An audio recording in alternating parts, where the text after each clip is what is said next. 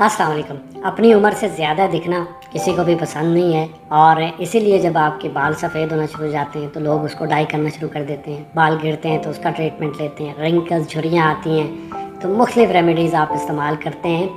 Ageing होना एक natural process है, इसको आप रोक नहीं सकते बट इसको आप स्लो ज़रूर कर सकते हैं। एजिंग किस वजह से होती है, अगर हम टेक्निकलिटीज़ में जाए बिना देखें, जब आपका सन एक्सपोजर बहुत ज़्यादा होता है, जब आपको डिप्रेशन या टेंशन वगैरह बहुत ज़्यादा रहती है, अनहेल्दी लाइफस्टाइल या बैड ईटिंग हैबिट्स होती हैं, या फिर ओवर यूज़ ऑफ पेस्टिसाइड्स होता है, या फिर अगर आप अल्कोहल ले रहे हैं, या फिर आप जो है न्यूट्रिशनल डेफिशिएंसी से गुजर रहे हैं, तो ये सारी वजूहत आजकल ज़्यादातर देखने को मिलती हैं, जिसकी वजह से आप एक यंग बंदे को भी देखते हैं कि वो आपको बूढ़ा नज़र आता है। सो इसे आप स्लो करने के लिए इस वीडियो में आपको 5 ऐसे वाइटामिन बताऊंगा जिन्हें आप इस्तेमाल करके अपनी एजिंग को ना सिर्फ स्लो कर सकते हैं बल्कि मुख्तलिफ डिजीज़ जो बीमारियां होती हैं उनसे भी बच सकते हैं। तो जो पहली चीज़ है जो कि आपकी एजिंग को स्लो करती है वो आपके किचन के अंदर मौजूद एक नेचुरल हर्ब है जिसे टर्मरिक या हल्दी कहते हैं। इसके अंदर एक एक्टिव कंपाउंड होता है जिसे कर्क्यूमिन कहते हैं। ये कर्क्यूमिन ना सिर्फ एंटी इन्फ्लामेटरी होता है बल्कि एंटीऑक्सीडेंट का काम भी करता है। ये आपकी बॉडी में होने वाली इन्फ्लामेशन जो कि आपकी प्री मैच्योर एजिंग करवाती है उससे आपको बचाता है। ना सिर्फ उससे आपको बचाता है बल्कि आपके डीएनए को रिपेयर करने में भी मदद करता है और जो सेल्स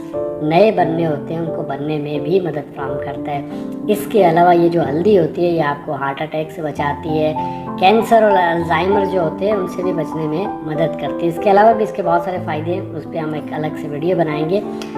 अब इसको इस्तेमाल करने का तरीका क्या है, देखिए ये एक फ़ैट सोलेबल है, सो इसको हमेशा फ़ैट के साथ ही लेना चाहिए। अगर आपने हल्दी लेनी है या हल्दी के कैप्सूल लेने हैं तो हमने हमेशा फ़ैट के साथ आप इस्तेमाल कर सकते हैं, दूध के साथ आप इस्तेमाल कर सकते हैं या खाने के साथ आप ले सकते हैं। ऑयली कोई चीज़ अगर आपने खाई है तो आप इसको इस्तेमाल कर सकते हैं। अब इसकी जो एब्जॉर्प्शन है वो बहुत ही पुअर होती है, तो इसकी एब्जॉर्प्शन को बढ़ाने के लिए अगर आप मार्केट से कोई भी हल्दी के कैप्सूल लेंगे तो उसमें ब्लैक पेपर ऐड होती है, पिपरीन ऐड होती है, तो वो आप लेके इस्तेमाल कर सकते हैं। किन लोगों को नहीं इस्तेमाल करने चाहिए, ऐसे लोग जिनको गाल ब्लैडर से रिलेटेड कोई प्रॉब्लम चल रही है, लिवर से रिलेटेड कोई प्रॉब्लम चल रही है, या फिर आयरन डेफिशिएंसी है, उनको हल्दी के जो सप्लीमेंट होती है हल्दी उनको बहुत कम लेनी चाहिए।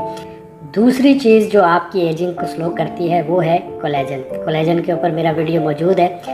आपकी बॉडी में जो सबसे ज़्यादा प्रेजेंट प्रोटीन है वो कोलेजन है। कोलेजन आपकी स्किन में हाइड्रेशन को बढ़ाता है, स्किन की इलास्टिसिटी को बढ़ाता है और रिंकल से आपको बचाता है। आपने देखा होगा जो छोटे बच्चे होते हैं उनकी स्किन पे अगर आप ऐसे करें तो बड़ी प्लम्पी सी स्किन होती है, स्किन ऐसे हिलना शुरू हो जाती है। सो उनमें कोलेजन बहुत ज़्यादा होता है, बट ये उम्र के साथ साथ कम होना शुरू हो जाता है, तो आपने कोलेजन का इस्तेमाल करना है।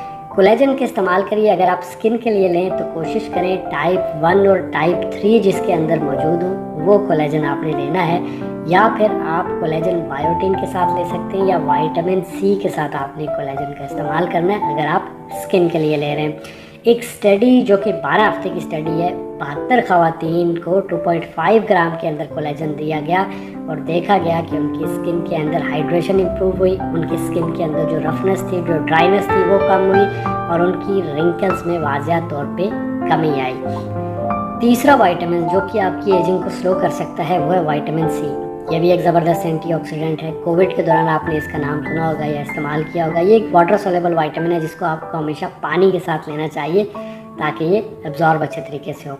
विटामिन सी आपकी स्किन के लिए बहुत ही ज़बरदस्त होता है। अगर आप इसको इस्तेमाल करते हैं तो ये आपकी बॉडी में जो फ्री रेडिकल्स होते हैं उनसे आपको बचाता है, जो कि आपकी एजिंग करवाते हैं, जो कि एक मेजर काज होता है आपकी एजिंग का।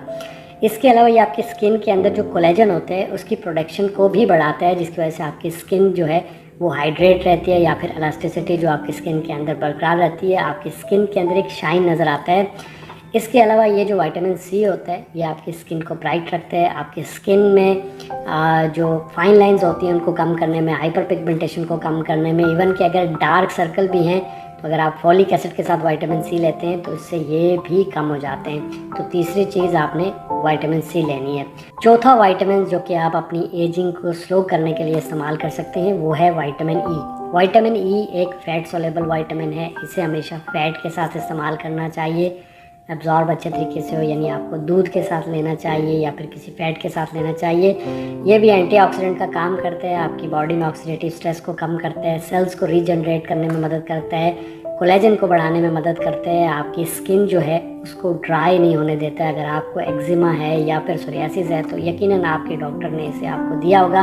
बट ये याद रखिएगा, इसके अलावा भी आपके नेल्स के लिए, हेयर के लिए, बालों के लिए बहुत ही अच्छा होता है। कुछ लोग इसको खाते हैं, कुछ चेहरे पे लगाते हैं। जितनी अच्छी मार्केट में क्रीम्स मिलती हैं उनके अंदर विटामिन ई मौजूद होता है। एक और चीज़ जो आपको इसमें देखनी है, इसकी जो डेफिशिएंसी होती है वो बहुत ही रेयर होती है, तो इसे आपने ज़्यादा इस्तेमाल नहीं करना, और अगर इस्तेमाल करना है तो 1 महीने से ज़्यादा इस्तेमाल मत करिए।